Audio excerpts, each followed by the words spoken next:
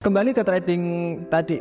Nah, ketika saya jadi manajer, penghasilan lumayan gede tuh. Istri juga kerja, istri juga jadi cleaner juga, tapi pagi. Jadi dia juga bersihin WC kayak gitu. Kita bisa dapat 60 juta orang dua loh ya. Kita bisa dapat 60 juta. Tapi gaya hidup sudah agak lumayan di sana, nggak kayak dulu yang bener-bener diforsir untuk saving. Kalau ini nggak begitu, nyantai aja. Kita hidup, orang lain makan apa ya kita makan kayak gitu. Itu lumayan, dari 60 kita bisa saving 30-an atau 25. Hampir sama kayak waktu saya sendiri, tetapi di sini lifestyle-nya lebih relax. Jadi saya bisa lebih santai, bisa lebih berpikir yang jernih di sana. Gede banget gaji saya juga. Wah, terima kasih banyak, saya dikasih kesempatan buat bisa mendapatkan segini. Dari sana itu berubah hidup. Pertama dulu yang benar-benar gak punya apa-apa, sekarang sudah bisa punya ruko, sudah bisa penghasilan segitu, orang tua juga bisa kita kasih,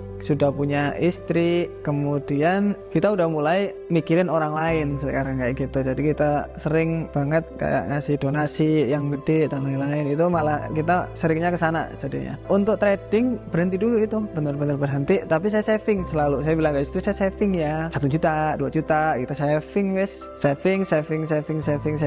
Setelah ada 10 juta mulai itu trading lagi, tapi tetap 10 juta gitu ya. Nanti misalkan ada uang lagi saya deposit lagi kayak gitu. Dari sana saya nggak mau ngulangin kesalahan yang sama, karena ketika loss banyak itu saya langsung sakit selama beberapa minggu dan nggak bisa kerja. Itu lumayan berat sebenarnya. Pas pulang di Indonesia juga, pas pulang terus balik ke sana sakit, susah itu di sana. Jadi saya nyoba cari yang lain untuk money management dan lain-lain. Terus saya lihat di YouTube di mana itu Reynald, orang Singapura, banyak, hampir semua saya orangnya suka belajar, dari mana saya ambil. Kan saya udah bilang kayak gitu. Dia bilang 1-2%. Apa kok cuma 1%, 2%? Karena mindset saya masih kayak dulu. Saya belajarnya itu 10% dapat dari uang segini bisa jadi ratusan juta. Itu yang saya tanemin sampai saat itu. Jadi mindset masih salah. Kemudian saya cari video lagi terus semuanya kok bilang 1-2% ya, kenapa ya? Kemudian ketemu tuh namanya risk and reward ratio 1:2.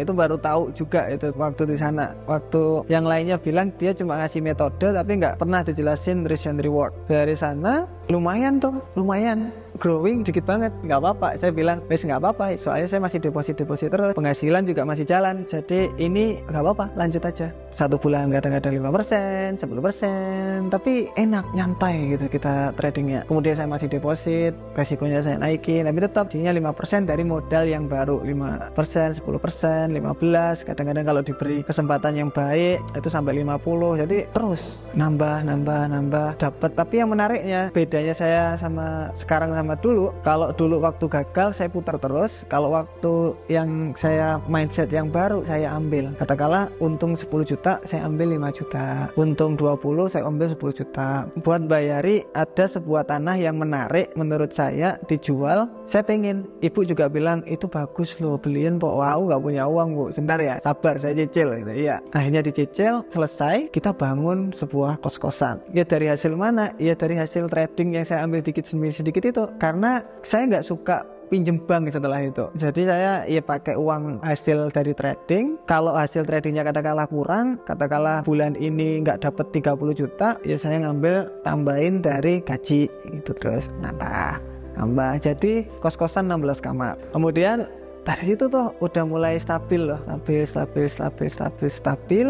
Baru nggak, oh enaknya trading itu kayak gini ya, enak ya ternyata kayak gitu, asik gitu, kita dapat uang. Kemudian ketika saya pengen sesuatu kayak ini Xiaomi, ini bagus ya, Xiaomi apa ya saya dulu, air purifier kalau nggak salah, masih 4 juta, bagus ya, profit saya berapa ya, oh segini, ambil dulu profitnya, tak beliin ini, itu enak banget, kayak langsung sip, ini trading saya suka. Jadi dari situ saya, oh ya udahlah, saya bakalan ngelakuin ini terus kayak gitu. Dari sana saya lihat kelihatannya enak nih punya kursus kayak mentor-mentor kayak gini nih, kayak punya komunitas dan lain-lain. Saya tahunya dulu kalau kita punya skill dan udah baik, kenapa nggak bikin komunitas saja? Ketika saya bikin komunitas, pikiran saya kan di Australia itu apa-apa harus bayar. Makanya saya bikin sebuah kursus yang ternyata peminatnya menurut saya wow. Jadi kita buka 50 slot, 1 jam 2 jam selesai. Saya kaget langsung. Ini beneran dah ini orang-orang ini? Iya, ini beneran. Kaget saya 1 jam 2 jam selesai itu. Kan saya udah bilang harganya itu saya mahalin supaya nggak semua orang bisa masuk. Saya sukanya dulu kan mindset yang lama, eksklusif kayak gitu. Saya pengen nih kayak gitu. Jadi hanya beberapa orang saja lah yang masuk, yang orang-orang menengah ke atas yang bisa masuk, yang punya uang. Kemudian uangnya kita bagiin. Ya, jadi kayak gitu. Kita bagi-bagi itu. Jadi dulu hampir setiap bulan kita bagi-bagi mobil itu sampai penuh pasti, sama beras sama apa itu sampai gila pokoknya dulu, gila-gilaan kalau masalah kayak gitu tuh kita. Setelah di sana saya mikir kenapa ya orang-orang kok banyak pakai kursus saya ya. Oh ternyata simple. Saya memang pengen mengajari ini loh yang bener itu kayak gini, bukan mengiming-imingi. Kalau saya lihat loh ya, saya temukan waktu di Indonesia, saya lihat YouTube Indonesia dan orang-orang di Indonesia itu pengennya kayak gitu. Saya pengen ngerubah itu biar nggak ikut kayak saya dulu. Saya beruntung masihan punya privilege kerjaan yang agak lumayan. Kalau ada orang yang nggak punya kerjaan tetap dan semua savingnya taruh di forex, hancur. Jadi saya mending buka kursus buat di sana. Tetapi buka kursus di sini juga menambah pengetahuan trading sebenarnya, menambah pengetahuan trading saya, yang dimana trading saya itu gitu-gitu aja. Soalnya ya wis udah bekerja, mau ngapain saya rubah itu. Jadi bisa macam-macam karena teman-teman ketika kita webinar itu ada pertanyaan yang membuat saya oh iya kayak gini bisa kayak gini toh, ini bisa kayak gini toh. Jadi pemahaman dari trading itu lebih besar di sana kalau saya lihatnya. Itu menarik itu loh.